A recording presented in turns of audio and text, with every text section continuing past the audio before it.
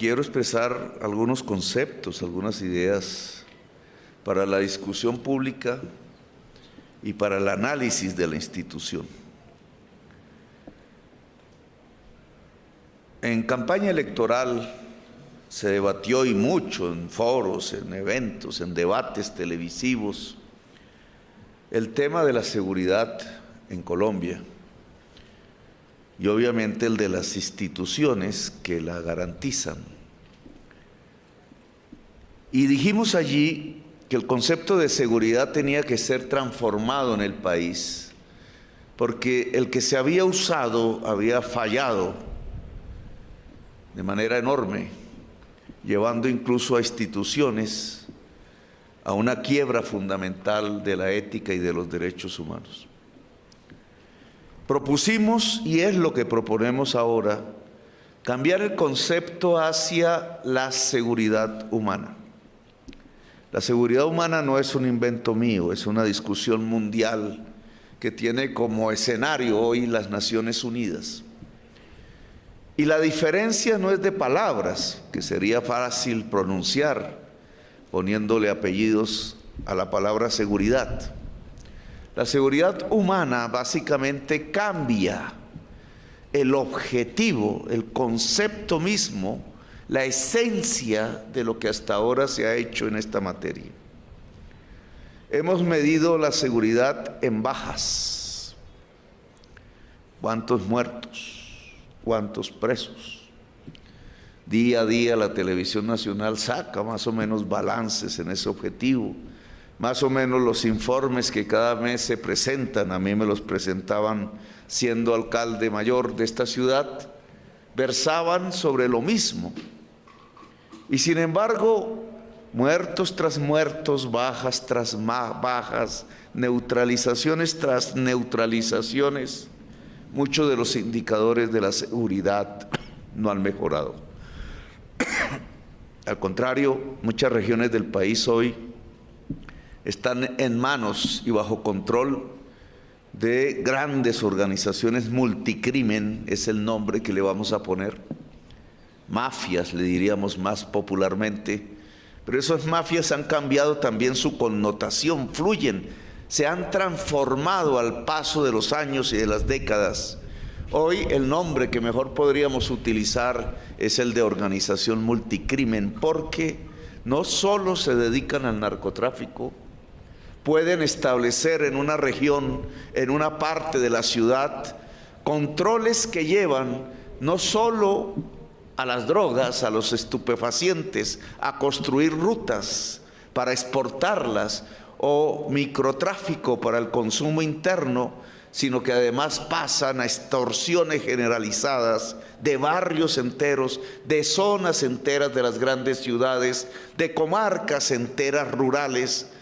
No solo es la extorsión, también el secuestro, una actividad de captura de rentas ilegales que hace que la sociedad quede sometida, quede sin derechos, quede sin libertades en muchas regiones de Colombia.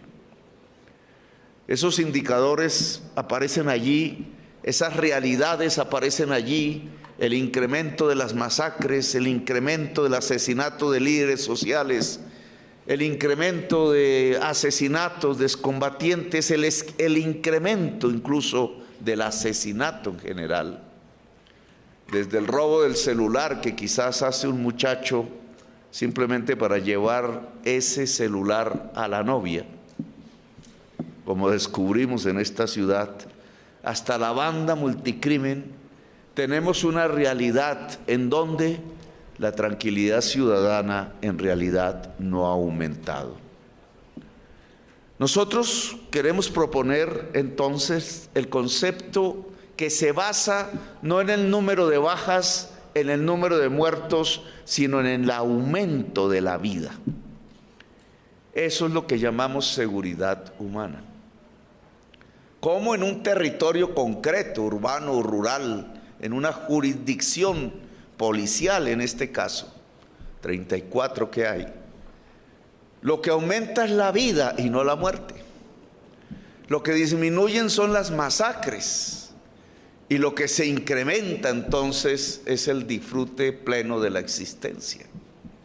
¿Cómo disminuyen no solamente los riesgos causados por un ser humano a otro ser humano, sino los riesgos que incluye la naturaleza, producto también de la acción del ser humano? ¿Cómo disminuye el riesgo de inundación o de que alguien muera en una inundación? ¿Cómo disminuye el riesgo de morir para el conjunto de la sociedad? De eso se trata la seguridad humana. Por tanto, los indicadores no son ya los de las bajas, son los de las vidas. Los indicadores tendrían que ver, y la pericia de un mando, hombre o mujer, o de un oficial, o de un comisario, de un subintendente en lo que le toca hacer, debería ser cómo salva la existencia humana, cómo disminuye los riesgos de morir, que incluye indudablemente el desmantelamiento de las organizaciones multicrimen. Grandes organizaciones que quizás hace unas décadas ni soñábamos que podían existir en la sociedad colombiana o en América Latina. Organizaciones que aparecen porque ha cambiado el contexto de la sociedad mundial y el contexto de la economía mundial. Porque el nuevo contexto de la economía mundial, de la expansión de los mercados, genera oportunidades para múltiples crímenes que se pueden coordinar desde una organización que las planifica.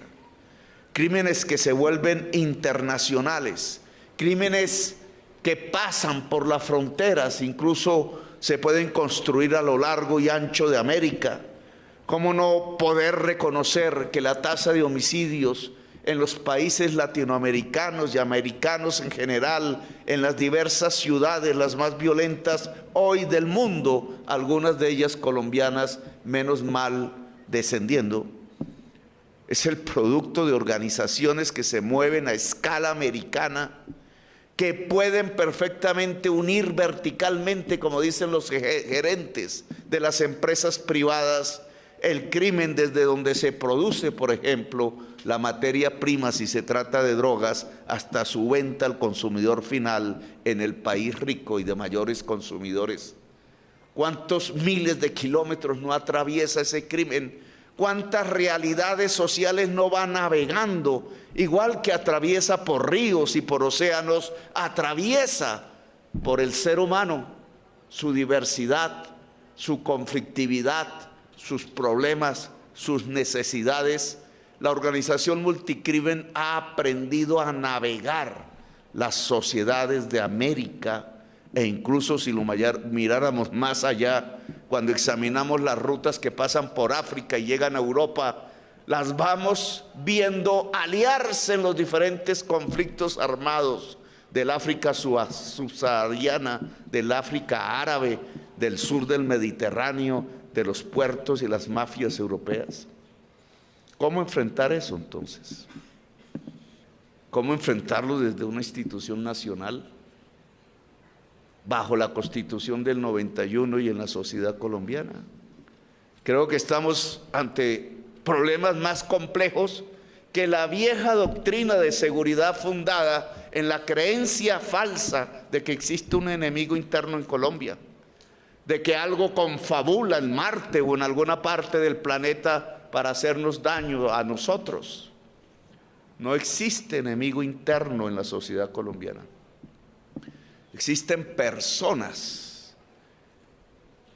que sufren de manera diferente las circunstancias por las que vivimos en este país, en este territorio en concreto. Algunas muy fuertes, algunas con posibilidades, algunas con privilegios, algunas con tantas capacidades que resisten, otras no, otras muy débiles. Territorios excluidos a los que no ha llegado sino la policía o el ejército, pero nunca llega el médico o la médica o el psicólogo o la comida siquiera. ¿Cómo enfrentar entonces esa poderosa organización multicrimen? La seguridad humana puede construir instrumentos que puedan ir dando un blindaje a la sociedad colombiana.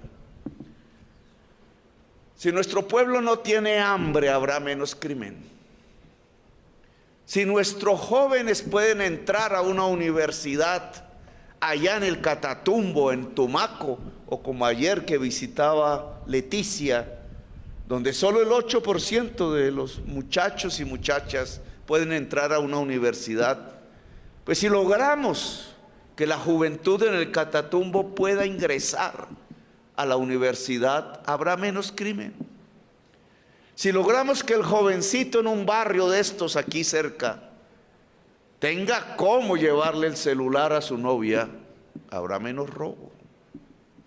O quizás que no tenga que plantearse el tema de un regalo entre el novio y la novia en términos criminales. Si logramos que una serie de actividades de la sociedad colombiana que hoy se consideran crimen, no se consideren crimen más adelante, pues habrá, por definición, menos crimen en Colombia. ¿Cuántas cosas criminalizamos que no deberíamos criminalizar? ¿Desde cuándo un campesino que cosecha hoja de coca es un criminal? Si lo que es un simple campesino que no tiene más que cultivar, porque si le dicen que cultiven maíz, allí no se produce o se produce tan caro que no podría sostener a su familia. ¿Desde cuándo es un criminal un joven que consume y que debería tener es un médico, un psicólogo al lado tratando de superar las debilidades de la mente? Creo que tenemos la opción de construir entonces un concepto diferente de seguridad humana. Escoger bien quién es el que hay que confrontar. No es el pobre, es la organización poderosa multicrimen. Y en esa perspectiva entonces tendríamos que recordar la Constitución del 91, que dice que la fuerza policial, la institución, es una fuerza armada civil para garantizar los derechos y las libertades de todas y todos los colombianos. Este es el concepto que está en la Constitución. Quizás la historia del país no ha permitido que se pueda concretizar a fondo y profundamente. Claro, alguien podría decir, lo dijo la Corte Interamericana de Derechos Humanos, pues tiene que ver con que la policía no pertenezca al Ministerio de Defensa, tema que está en discusión pública y que tenemos que discutir aquí entre nosotros también, entre ustedes. ¿Qué significa esa opción? Que la policía deje de ser un cuerpo militar en algunos de sus aspectos, porque la organización multicrimen no es una organización militar, como sí lo era la guerrilla, la insurgencia y alguna vez varias de las organizaciones mafiosas que aquí se han convertido. Pero si la organización multicrimen responsable de la inseguridad ciudadana en muchas regiones de Colombia no es una organización militar, ¿cómo se puede destruir con instrumentos militares? Indudablemente aquí tendremos unos vacíos que la historia nos ha dejado. Si la actividad por la cual se vende cocaína es tener dinero, porque ¿para qué más se vende cocaína? Y la venta del dinero, o más bien la venta de la cocaína vuelta a dinero, se tramita en nuestra economía nacional a través de operaciones, mega operaciones de lavado de activos. Explíqueme alguien cómo con instrumentos militares se puede destruir la organización de lavado de activos. Para destruir una organización de esas tenemos que tener contadores, expertos en ingeniería financiera, expertas en inteligencia policial, expertas en transacciones bancarias a nivel mundial, una cantidad de capacidades que no se pueden bautizar propiamente como militares, que son quizás civiles, pero que tienen que estudiarse a tanta profundidad que nos permita llegar a la altura a la que han llegado las organizaciones multicrimen, porque tienen el dinero para reclutar los mayores expertos, también civiles quizás, en materia de lavado de dólares. Muchas veces presentamos los alias día tras día en la televisión, rostros a veces muy populares de los asesinos, parecieran campesinos, parecieran habitantes de barrios populares, dedicados seguro al microtráfico y actividades ilícitas, pero ¿cuántas veces hemos podido presentar a los grandes lavadores de dólares de Colombia, de México, de América? ¿En dónde viven ellos? ¿Cuáles son sus barrios?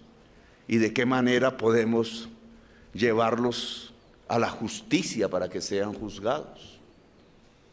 Aquí creo que tenemos un gran camino por recorrer, que tiene que ver con la institución policial fundamentalmente.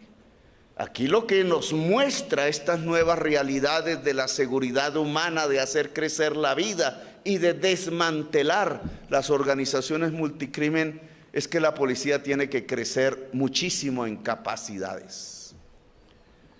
Y se me podría demandar entonces, bueno, y entonces, ¿cómo un hombre o una mujer de 19, 20 años que ingresa aquí a la institución puede lograr esas capacidades cuando viene también de un mundo con problemas, de un barrio con problemas, en una sociedad profundamente desigual?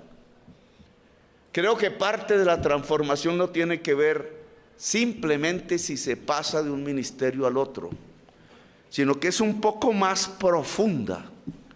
Si el ser humano sobre el cual se conforma la institución, porque la institución no es vacía de seres humanos, no es una abstracción jurídica, sino que siempre está compuesta por personas.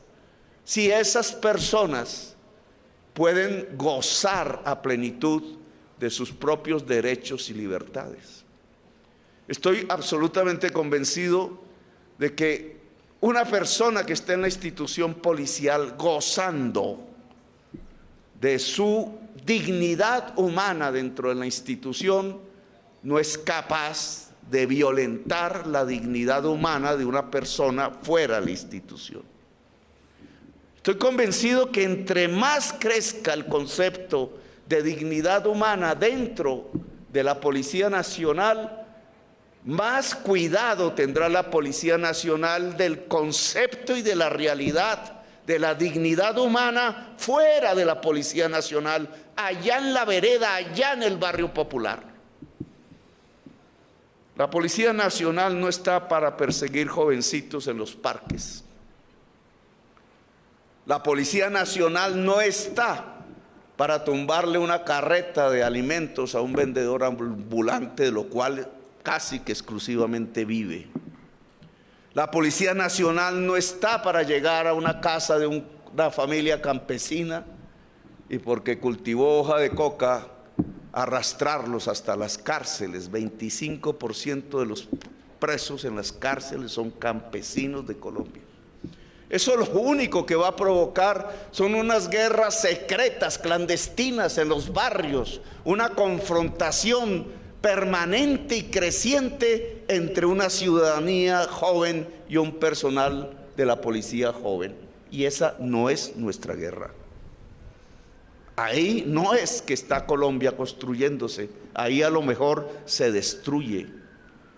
Quizás lo que vivimos hace unos meses, que marcó este país política y socialmente, no se debe repetir. La Constitución del 91 es clara: la policía es para la defensa de los derechos y las libertades de todas y todos los ciudadanos. De los que son en la oposición y no creen en este presidente y no votaron por él, hay que cuidarlos y cuidarlas. Sobre todo de la gente humilde y pobre, porque estamos en una de las sociedades más desiguales del planeta Tierra, y eso implica un Estado que le dé la mano más firmemente al que más sufre, al que más se vulnera en la exclusión, a la mujer campesina, a la mujer negra, al joven que es perseguido en realidad por todas las exclusiones en su existencia y pierde la esperanza y cree que no hay posibilidad en esta patria, y entonces de pronto hasta acepta que le entreguen 2 millones o 3 millones para cargar un fusil allá en las trochas, siendo la fuerza, la carne de cañón de las organizaciones multicrimen. Yo creo que tenemos, y le pido al ministro de Defensa y al nuevo director de la policía, que hoy se inicia todas sus labores, que tenemos que hacer unas reformas. Esas reformas tienen que ver, entre otras, no vamos aquí porque de pronto nos cae un aguacero, la crisis climática,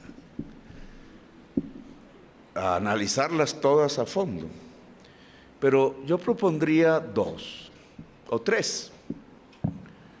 Una ya muy altamente alcanzada, no sin problemas, porque todo tiene problemas. Pero en la Policía Nacional la igualdad entre el hombre y la mujer debe ser práctica cotidiana. Precisamente para que en nuestra sociedad la igualdad entre el hombre y la mujer sea práctica cotidiana.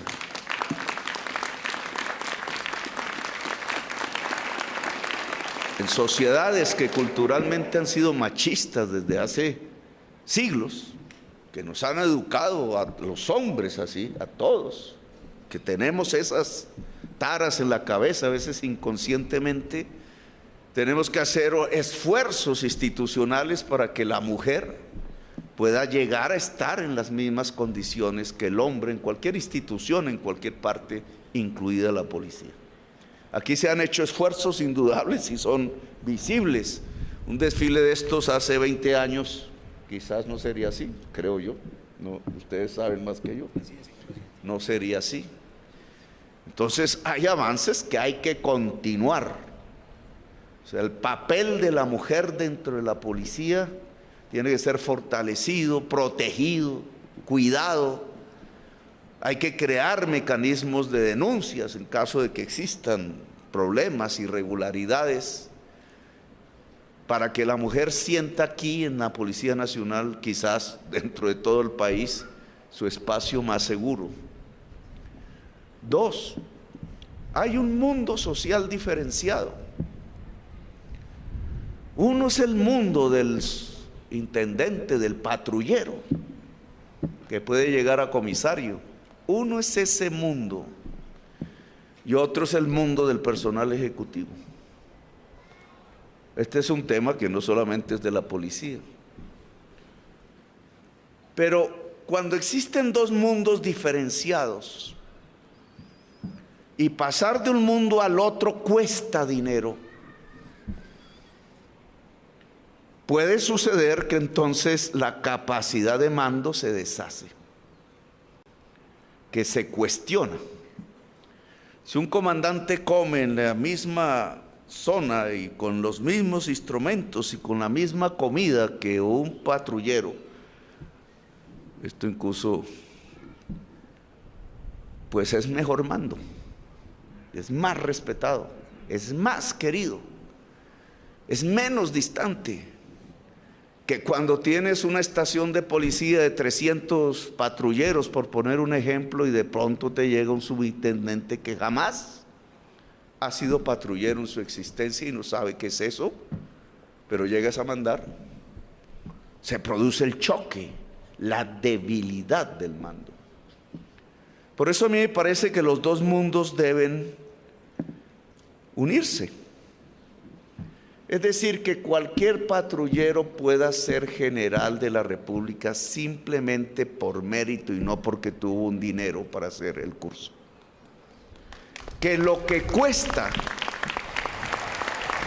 hacer el curso, los diferentes cursos, que yo sé que no tienen matrícula, pero sí se cobra por el uniforme, los sábanas, los pertrechos, pero vale tanto que entonces para una persona humilde es difícil conseguir 10 millones de pesos. Eso debe acabarse, porque para eso hay un presupuesto nacional. Para eso estos son organizaciones públicas. Todo lo que aquí hay, incluido el que les habla, se paga es con el dinero público. Y en esa medida no tiene por qué haber un cobro para pasar de un mundo al otro. Estudiar en las diferentes escuelas en la Policía Nacional debe ser completamente gratuito para los miembros de la Policía Nacional, y es la primera reforma que les propongo, que lleva un asunto complejo que quiero que se debata. Yo he pedido una consulta con las bases mismas de la policía para que lleguen las opiniones, las propuestas, porque eso lleva necesariamente a que el mundo que llaman en la policía ejecutivo salga del mundo de patrulleros. Es decir, que no se llega a la policía desde fuera de la sociedad por esta puerta, sino por la puerta del patrullaje. Que todo miembro de la policía tenga que pasar por allí, y a través del mérito y de estudiar, obviamente, se puede ascender. Eso es un cambio.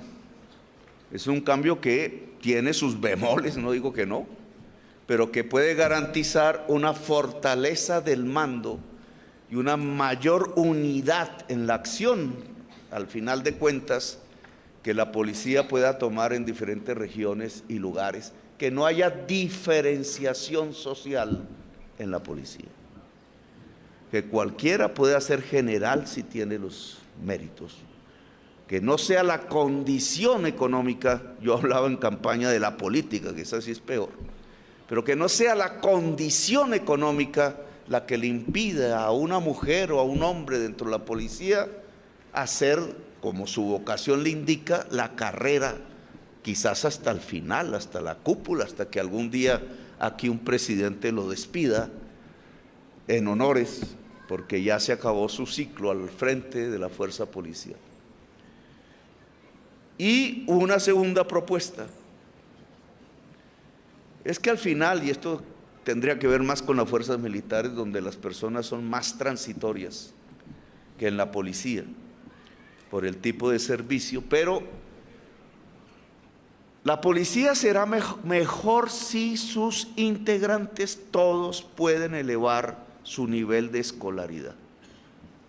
Cuando hablaba de cómo destruir una organización multicrimen dedicada al lavado de activos, donde necesitamos inteligencia financiera para descubrir las transacciones ilícitas, que no son fáciles de descubrir, pues eso implica capacidades profesionales, que son diversas, porque no es lo mismo esas que si se va a enfrentar un problema de bandas en un barrio popular, donde hay que entender la antropología de las juventudes del hoy, por ejemplo, y hay que estudiarlas. A mí me costó trabajo cuando llegaba aquí a la alcaldía descubrir qué dice un mural en una pared, hasta que descubrí qué decía. Pero para eso hay que conocer, hay que saber.